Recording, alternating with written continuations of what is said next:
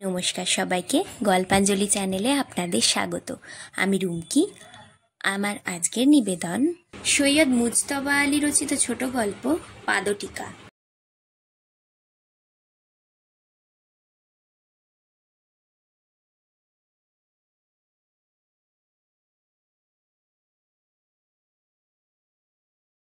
গত শতকের শেষ আর এই শতকের গোড়ার দিকে আমাদের দেশের টোলগুলো মড়ক লেগে প্রায় সম্পূর্ণ উজাড় হয়ে যায়। পাঠান মোগল আমলে যে দুর্দৈব ঘটেনি, ইংরাজ রাজত্বে সেটা প্রায় আমাদেরই চোখের সামনে ঘটল। অর্থনৈতিক চাপে পড়ে দেশের কর্তা ব্যক্তিরা ছেলে ভাইপোকে টোলে না পাঠিয়ে ইংরেজি স্কুলে পাঠাতে আরম্ভ করিলেন। চতুর্দিকে ইংরেজি শিক্ষার জয় জয়কার পড়ে গেল। সেই ডামাডোলে বিস্তর টোল মরল, আর বিস্তর কাব্যতীর্থ বেগান্ত বাগিস না খেয়ে মারা গেলেন। এবং তার চেয়েও হৃদয় বিদারক হল তাঁদের অবস্থা, যারা কোনো গতিতে সংস্কৃত বা বাংলার শিক্ষক হয়ে হাই স্কুলগুলোতে স্থান পেলেন। এদের আপন আপন বিষয়ে অর্থাৎ কাব্য, অলঙ্কার, দর্শন ইত্যাদিতে এদের পাণ্ডিত্য ছিল অন্যান্য শিক্ষকদের তুলনায় অনেক বেশি, কিন্তু সম্মান এবং পারিশ্রমিক এরা পেতেন সবচেয়ে কম। শুনেছি কোনো কোনো স্কুলে পণ্ডিতের মাইনে চাপরাশির চেয়েও কম ছিল। আমাদের পণ্ডিত মশাই তর্কালঙ্কার না কাব্য বিশারদ ছিলেন আমার ঠিক মনে নেই, কিন্তু এ কথা মনে আছে যে পণ্ডিত সমাজে তাঁর খ্যাতি ছিল প্রচুর, এবং তাঁর পিতামহ চতুর্দশ পুরুষ শুধু যে ভারতীয় সংস্কৃতির একনিষ্ঠ সাধক ছিলেন তা নয়, তাঁরা কখনো পরান্ন ভক্ষণ করেননি। পাল পরব, শ্রাদ্ধ নিমন্ত্রণে পাত পাড়ার তো কথাই ওঠে না। বাংলা ভাষার প্রতি পণ্ডিত মশাইয়ের ছিল অবিচল অকৃত্রিম অশ্রদ্ধা। ঘৃণা বললেও হয়তো বাড়িয়ে বলা হয় না। বাংলাতে যেটুকু খাঁটি সংস্কৃত বস্তু আছে তিনি মাত্র সেইটুকু পড়াতে রাজি হতেন, অর্থাৎ কৃত, তদ্দিত, সন্ধি এবং সমাস, তাও বাংলা সমাস না। আমি একদিন বাংলা রচনায় দোলালা গা পাখি জাকা উদ্ধৃত করেছিলুম বলে তিনি আমার দিকে দোয়াত ছুঁড়ে মেরেছিলেন।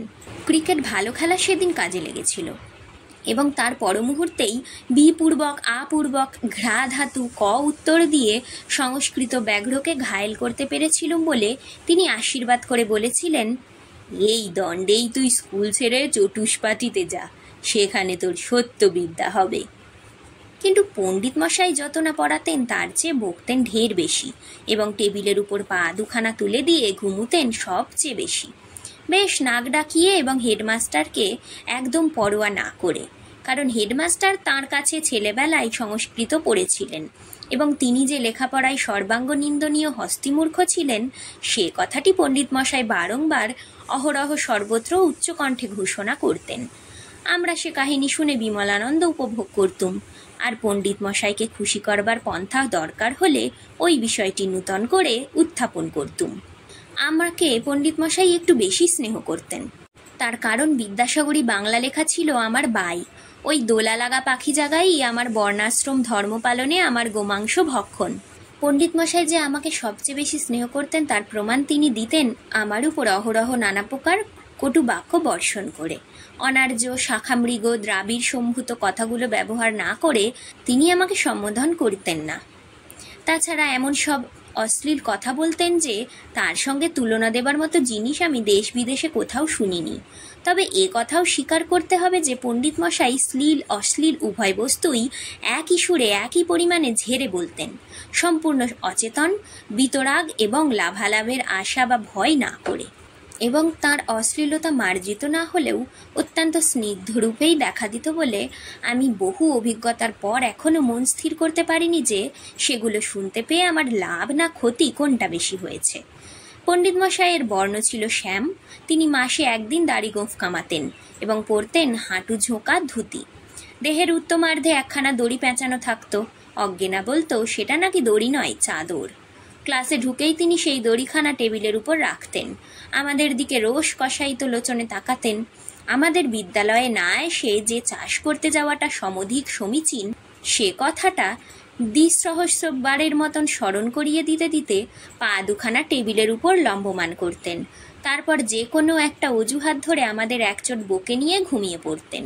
শুনেছি ঋগ্বেদে আছে, যমপত্নী জমি যখন যমের মৃত্যুতে অত্যন্ত শোকাতুরা হয়ে পড়েন তখন দেবতারা তাকে কোনো প্রকারে সান্ত্বনা না দিতে পেরে শেষটায় তাকে ঘুম পাড়িয়ে দিয়েছিলেন। তাই আমার বিশ্বাস পণ্ডিত মশাইয়ের টোল কেড়ে নিয়ে দেবতারা তাকে সান্ত্বনা দেবার জন্য অহরহ ঘুম পাড়িয়ে দিতেন, কারণ এরকম দিন ও যামিনী সায়ংপ্রাত শিশির বসন্তে বেঞ্চি চৌকিতে যত্রতত্র অকাতরে ঘুমিয়ে পড়তে পারাটা দেবতার দান, এ কথা অস্বীকার করার জো নেই। বহু বৎসর হয়ে গিয়েছে, সেই স্কুলের সামনে সুরমা নদী দিয়ে অনেক জল বয়ে গিয়েছে, কিন্তু আজও যখন তার কথা ব্যাকরণ সম্পর্কে মনে পড়ে, তখন তার যে ছবিটি আমার চোখের সামনে ভেসে ওঠে সেটি তার জাগ্রত অবস্থার নয়। সে ছবিতে দেখি টেবিলের উপর দুপা তোলা, মাথা একদিকে ঝুলে পড়া, টিকিতে দোল লাগা, কাষ্টাসন সরসজ্জায় শায়িত ভারতীয় ঐতিহ্যের শেষ কুমার ভীষ্মদেব। কিন্তু ছি, আবার দোলা লাগা সমাস ব্যবহার করে পণ্ডিত মশাইয়ের প্রেতাত্মাকে ব্যথিত করি কেন? সে সময়ে আসামের চিফ কমিশনার ছিলেন এনডি বিটসেন বেল সাহেবটির মাথায় একটু ছিট ছিল। প্রথম পরিচয়ে তিনি সবাইকে বুঝিয়ে বলতেন যে তার নাম আসলে নন্দদুলাল বাজাই ঘণ্টা। এনডিতে হয় নন্দদুলাল আর বিটসেন বেল অর্থাৎ বাজাই ঘণ্টা, দুয়ে মিলে হয় নন্দদুলাল বাজাই ঘণ্টা। সেই নন্দদুলাল এসে উপস্থিত হলেন আমাদের শহরে। ক্লাসের জ্যাঠা ছেলে ছিল পদ্মলোচন। সেই একদিন খবর দিল লাট সাহেব আসছেন স্কুল পরিদর্শন করতে। পদ্মর ভগ্নিপতি লাটের ট্যুর ক্লার্ক নাকি, সে তার কাছ থেকে পাকা খবর পেয়েছে। লাটের স্কুল আগমন অবিমিশ্র আনন্দদায়ক অভিজ্ঞতা নয়। একদিক দিয়ে যেমন বলা নেই কওয়া নেই, হঠাৎ কসুর বিনকসুরে লাট আসায় উত্তেজনায় খিটখিটে মাস্টারদের কাছ থেকে কপালে কিলটা চরটা আছে, অন্যদিকে তেমনি লাট চলে যাওয়ার পর 3 দিনের ছুটি। হেডমাস্টার মশাইয়ের মেজাজ যখন সকলের প্রাণ ভাজা ভাজা করে ছাই বানিয়ে ফেলবার উপক্রম হয়েছে, এমন সময় খবর পাওয়া গেল শুক্রবার দিন হুজুর আসবেন। স্কুল শুরু হবার 1 ঘন্টা আগে আমরা সেদিন হাজিরা দিলুম। হেডমাস্টার স্কুলে সর্বত্র চরকিবাজির মতো তুর্কি নাচন নাচছেন। যেদিকে তাকায় সেদিকেই হেডমাস্টার। নিশ্চয়ই তার অনেকগুলো যমজ ভাই আছে, আর স্কুল সামলাবার জন্য সেদিন সব কজনকে রিকুইজিশন করে নিয়ে এসেছেন। পদ্মলোচন বলল, কমন রুমে গিয়ে মজাটা দেখে আয়। কেন, কি হয়েছে? আরে দেখেই আয় না ছাই। পদ্ম আর যা করে করুক, কখনো বাসি খবর বিলোয় না। হেডমাস্টারের চরের ভয় না মেনে কমন রুমের কাছে গিয়ে জানালা দিয়ে দেখি অবাক কাণ্ড। আমাদের পণ্ডিত মশাই একটা লম্বা হাতা আনকোড়া নতুন হলদে রঙের গেঞ্জি পরে বসে আছেন, আর বাদ বাকি মাস্টার মশাইরা কলরব করে সে গেঞ্জিটার প্রশংসা করছেন। নানা মুনি নানা গুণকীর্তন করছেন। কেউ বলছেন পণ্ডিত মশাই কি বিচক্ষণ লোক, বেজায় সস্তায় দাও মেরেছেন। গাঁজা, পণ্ডিত মশাইয়ের সাংসারিক বুদ্ধি একরক্তিও ছিল না। কেউ বলছেন আহা যা মানিয়েছে, হাতি, পণ্ডিত মশাইকে সার্কাসের সঙ্গের মতো দেখাচ্ছিল। কেউ বলছেন যা ফিট করেছে, মরে যায়, গেঞ্জির আবার ফিট আউট কি? শেষটায় পণ্ডিত মশাইয়ের ইয়ার মৌলবী সাহেব দাড়ি দুলিয়ে বললেন, বুঝলে ভট্টাচার্য, এরকম উমদা গেঞ্জি স্রেফ 2খানা তৈরি হয়েছিল, তারই একটা কিনেছিল পঞ্চম জর্জ, আর দুসরাটা কিনলে তুমি। এ দুটো বানাতে গিয়ে কোম্পানি দেউলে হয়ে গিয়েছে। এ আর কারো কপালে এরকম গেঞ্জি নেই। চাপরাশি নিত্যানন্দ দূর থেকে ইশারায় জানালো বাবু আসছেন। 3 লম্ফে ক্লাসেই ফিরে গেলুম। 2nd পিরিয়ডে বাংলা। পণ্ডিত মশাই আসতেই আমরা সবাই 30 গাল হেসে গেঞ্জিটার দিকে তাকিয়ে রইলুম। ইতিমধ্যে রেবতী খবর দিল যে শাস্ত্রে সেলাই করা কাপড় পরা বারণ বলে পণ্ডিত মশাই পাঞ্জাবি শার্ট পরেন না, কিন্তু লাট সাহেব আসছেন, শুধু গায়ে তো স্কুলে আসা চলবে না, তাই গেঞ্জি পরে এসেছেন। গেঞ্জি বোনা জিনিস, সেলাই করা কাপড়ের পাপ থেকে পণ্ডিত মশাই এই কৌশলে নিষ্কৃতি পেয়েছেন। গেঞ্জি দেখে আমরা এতই মুগ্ধ যে পণ্ডিত মশাইয়ের গালাগাল, বোয়াল চোখ সব কিছুর জন্য তখন আমরা তৈরি, কিন্তু কেন জানি নে তিনি তার রুটিন মাফিক কিছুই করলেন না। বকলেন না, চোখ লাল করলেন না। লাট আসছেন, কাজেই টেবিলে ঠ্যাং তোলার কথাও উঠতে পারে না। তিনি চেয়ারের উপর অত্যন্ত বিরস বদনে বসে রইলেন। পদ্মলোচনের ভয়ডর কম, আহ্লাদে ফেটে গিয়ে বলল, পণ্ডিত মশাই গেঞ্জিটা কর দিয়ে কিনলেন? আশ্চর্য, পণ্ডিত মশাই খ্যাঁক খ্যাঁক করে উঠলেন না, নির্জীব কণ্ঠে বললেন, 5 আধ মিনিট যেতে না যেতেই পণ্ডিত মশাই 2 হাত দিয়ে ক্ষণে হেথায় চুলকোন, ক্ষণে হোথায় চুলকান। পিঠের অসম্ভব অসম্ভব জায়গায় কখনো ডান হাত, কখনো বাঁ হাত দিয়ে চুলকানোর চেষ্টা করেন। কখনো মুখ বিকৃতি করে গেঞ্জির ভিতর হাত চালান করে পাগলের মতো এখানে ওখানে খ্যাঁস খ্যাঁস করে খামচান। একে তো জীবনভর উত্তমাঙ্গে কিছু পরেননি, তার উপর গেঞ্জি, সেও আবার একদম নূতন ঘোড়া গেঞ্জি। বাচ্চা ঘোড়ার পিঠে পয়লা জিন লাগালে সে যেরকম আকাশের দিকে দুপা তুলে তরপাই, সেটাই পণ্ডিত মশাইয়েরও সেই হাল হলো। কখনো করুণ কণ্ঠে অস্ফুট আর্তনাদ করেন, রাধা মাধব, এ কি গব্য যন্ত্রণা। কখনো এক হাত দিয়ে আরেক হাত চেপে ধরে দাঁত কিরমির খেয়ে আত্মসম্বরণ করার চেষ্টা করেন। লাট সাহেবের সামনে তো সর্বাঙ্গ আঁচড়ানো যাবে না। শেষটায় থাকতে না পেরে আমি উঠে বললুম, পণ্ডিত মশাই, আপনি গেঞ্জিটা খুলে ফেলুন, লাট সাহেব এলে আমি জানলা দিয়ে দেখতে পাবো, তখন না হয় পরে নেবেন। বললেন, ওরে জড় ভরত, গব্য যন্ত্রণাটা খুলছি নে, পড়ার অভ্যাস হয়ে যাবার জন্য। আমি হাত জোর করে বললুম, হ্যাঁ, একদিনে অভ্যেস হবে না পণ্ডিত মশাই, ওটা আপনি খুলে ফেলুন। আসলে পণ্ডিত মশাইয়ের মতলব ছিল গেঞ্জিটা খুলে ফেলারই, শুধু আমাদের কারো কাছ থেকে একটু মোরাল সাপোর্টের অপেক্ষায় এতক্ষণ বসেছিলেন। তবু সন্দেহ ভরা চোখে বললেন, তুই তো আস্ত মরকট, শেষটায় আমায় ডোবাবি না তো? তুই যদি হুঁশিয়ার না করিস আর লাট যদি এসে পড়েন। আমি ইহলোক পরলোক সর্বলোক তুলে দিব্যি কিরে কসম খেলুম। পণ্ডিত মশাই গেঞ্জিটা খুলে টেবিলের উপর রেখে সেটার দিকে যে দৃষ্টি হানলেন, তার টিকিটিকেও কেটে ফেললেও তিনি তার দিকে এর চেয়ে বেশি ঘৃণা মাখিয়ে তাকাতে পারতেন না। তারপর লুপ্ত দেহটা ফিরে পাওয়ার আনন্দে প্রাণ ভরে সর্বাঙ্গে খামচালেন। বুক পিঠ ততক্ষণে লাল লাল আজিতে ভর্তি হয়ে গিয়েছে। এরপর আর কোনো বিপদ ঘটল না। পণ্ডিত মশাই থেকে থেকে রাধা মাধবকে স্মরণ করলেন। আমি জানালা দিয়ে তাকিয়ে রইলুম, আর সবাই গেঞ্জিটার নাম ধাম, কোন দোকানে কেনা, সস্তানা আঁকড়া, তাই নিয়ে আলোচনা করল। আমি সময় মতো ওয়ার্নিং দিলুম। পণ্ডিত মশাই আবার তার গব্য যন্ত্রণাটা উত্তমাঙ্গে মেখে নিলেন। লাট এলেন, সঙ্গে deputy commissioner, director, inspector, headmaster Nityananda আর লাট সাহেবের এডিসি ফেডিসি নাকি সব বারান্দায় জটলা পাকিয়ে দাঁড়িয়ে রইল। হ্যালো পণ্ডিত বলে সাহেব হাত বাড়ালেন। রাজ সম্মান পেয়ে পণ্ডিত মশাইয়ের সব যন্ত্রণা লাঘব হলো। বারবার ঝুঁকে ঝুঁকে সাহেবকে সেলাম করলেন। এই অনাদৃত পণ্ডিত শ্রেণী সামান্যতম গতানুগতিক সম্মান পেয়েও যে কীরকম বিগলিত হতেন, তা তাঁদের সে সময়কার চেহারা না দেখলে অনুমান করার উপায় নেই। হেডমাস্টার পণ্ডিত মশাইয়ের কৃত তদ্ধিতের বাই জানতেন, তাই নির্ভয়ে ব্যাকরণের সর্বোচ্চ নভস্থলে উড্ডীয়মান হয়ে বিহঙ্গ শব্দের তত্ত্বানুসন্ধান করলেন। আমরা জন দশেক একসঙ্গে চেঁচিয়ে বললুম, বিহায়স বিহায়স গম ধাতু খ। লাট সাহেব হেসে বললেন, one at A time please. লাট সাহেব আমাদের বললেন, প্লিজ। এ কি কাণ্ড, তখন আবার কেউ রা আকারে না। হেডমাস্টার শুধালেন, বিহঙ্গ। আমরা চুপ। তখন প্লিজের ধকল কাটেনি। শেষটায় ব্যাকরণে নিরেট পাঁঠা যতটা আমাদের উত্তর আগে শুনে নিয়েছিল বলে ক্লাসে নয় দেশে নাম করে ফেলল। আমরা ফ্যালফ্যাল করে তাকিয়ে রইলুম। লাট সাহেব ততক্ষণ হেডমাস্টারের সঙ্গে পণ্ডিত শব্দের মূল নিয়ে ইংরাজিতে আলোচনা জুড়ে দিয়েছিলেন। হেডমাস্টার কি বলছিলেন জানি নে, তবে রবীন্দ্রনাথ নাকি পণ্ডিতদের ধর্মে জড়শীলতার প্রতি বিদ্রূপ করে বলেছেন, যার সব কিছু পণ্ড গিয়েছে সেই পণ্ডিত। ইংরাজ শাসনের ফলে আমাদের পণ্ডিতের সর্বনাশ, সর্বস্ব পণ্ডের ইতিহাস হয়তো রবীন্দ্রনাথ জানতেন না, না হলে ব্যঙ্গ করার পূর্বে হয়তো একটু ভেবে দেখতেন। সে কথা থাক। লাট সাহেব চলে গিয়েছেন। যাবার পূর্বে পণ্ডিত মশাইয়ের দিকে একখানা মোলায়েম নড করাতে তিনি গর্বে চৌচির হয়ে চুলকুনির কথা পর্যন্ত ভুলে গিয়েছেন। আমরা 2-3 বার স্মরণ করিয়ে দেবার পর গেঞ্জিটা তার শ্রীঅঙ্গ থেকে ডিগ্রেডেড হলো। 3 দিন ছুটির পর ফের বাংলা ক্লাস বসেছে। পণ্ডিত মশাইয়ের টেবিলের উপর পা তুলে দিয়ে ঘুমোচ্ছেন, নাচ শুধু চোখ বন্ধ করে আছেন, ঠিক ঠাহর হয়নি বলে তখনও গোলমাল শুরু হয়নি। কারো দিকে না তাকিয়েই পণ্ডিত মশাই হঠাৎ ভরা মেঘের ডাক ছেড়ে বললেন, ওরে ও শাখামৃগ। নীল যাহার কণ্ঠ তিনি নীলকণ্ঠ।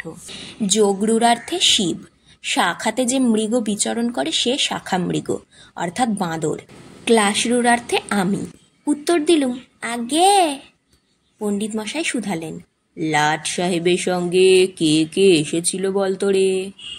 আমি সম্পূর্ণ ফিরিস্তি দিলুম, চাপরাশি নিত্যানন্দকেও বাদ দিলুম না। বললেন, হলো না। আর কে ছিল? বললুম, ওই যে বললুম, এক গাদা এডিসি না প্রাইভেট সেক্রেটারি না আর কিছু সঙ্গে ছিলেন, তারা তো ক্লাসে ঢোকেননি। পণ্ডিত মশাই ভরা মেঘের গুরু গুরু ডাক আরও গম্ভীর করে শুধালেন, এক কথা 52 বার বলছিস কেন রে মূর্খ? আমি কালা না তোর মতো অমানুষ? আমি কাতর হয়ে বললুম, আর তো কেউ ছিল না পণ্ডিত মশাই, জিজ্ঞাসা করুন না কেন পদ্মলোচনকে, সে তো সবাইকে চিনে।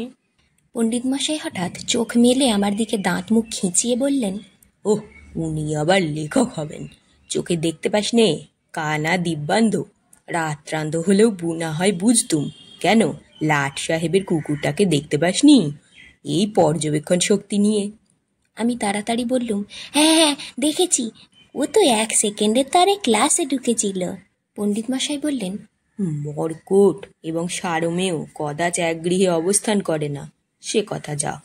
কুকুরটার কি বৈশিষ্ট্য ছিল বলতো? ভাগ্যিস মনে পড়ল। বললুম, আগে একটা ঠ্যাং কম ছিল বলে খুঁড়িয়ে খুঁড়িয়ে হাঁটছিল। বলে পণ্ডিত মশাই আবার চোখ বন্ধ করলেন।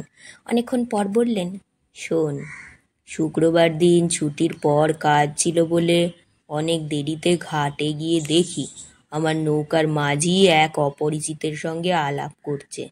লোকটা মুসলমান, মাথায় কিস্তি টুপি। আমাকে সেলাম টেলাম করে পরিচয় দিল। সে আমাদের গ্রামের মিম্বর উল্লার শালা, লাট সাহেবের আর্দালি সাহেবের সঙ্গে এখানে এসেছে। আজকের দিনটা ছুটি নিয়েছে তার দিদিকে দেখতে যাবে বলে। ঘাটে আর নৌকা নেই, আমি যদি মেহেরবানি করে একটু স্থান দিই। পণ্ডিত মশাইয়ের বাড়ি নদীর ওপারে, বেশ খানিকটা উজিয়ে, তাই তিনি বর্ষাকালে নৌকায় যাতায়াত করতেন আর সকলকে অকাতরে লিফট দিতেন। পণ্ডিত মশাই বললেন, লোকটার সঙ্গে কথাবার্তা হলো। লাট সাহেবের সব খবর জানে, তোর মতো কানা নয়।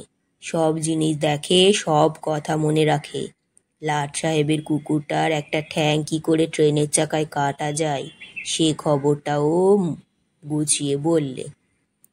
তারপর পণ্ডিত মশাই ফের অনেকক্ষণ চুপ করে থাকার পর আপন মনে আস্তে আস্তে বললেন, আমি ব্রাহ্মণী, বৃদ্ধা মাতা, 3 কন্যা, বিধবা পিসি, দাসী, একুনে আমরা 8 জনা।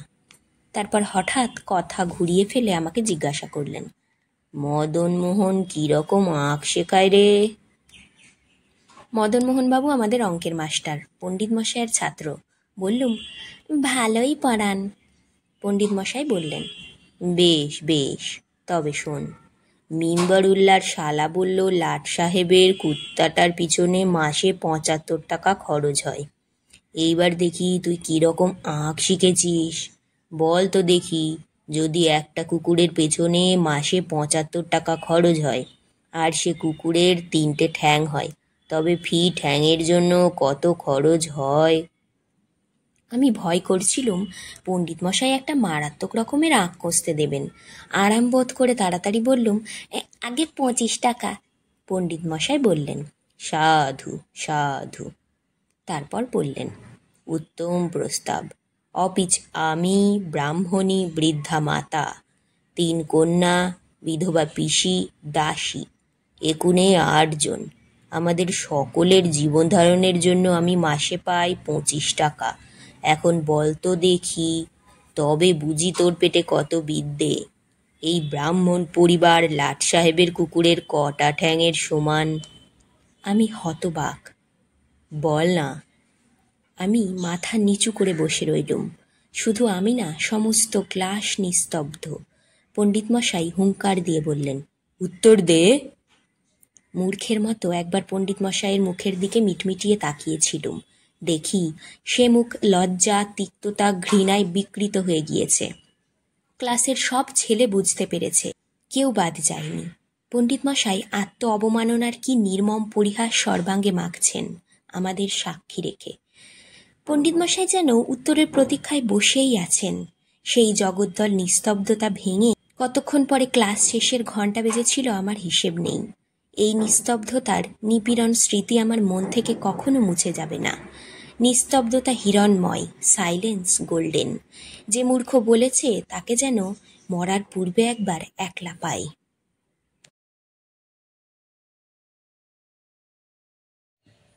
আজকের গল্প পাঠ এখানেই শেষ। গল্প পাঠ ভালো লাগলে অবশ্যই একটা লাইক দিয়ে যাবেন আর নিজের চেনা পরিচিত মানুষদের সাথে শেয়ার করে দেবেন।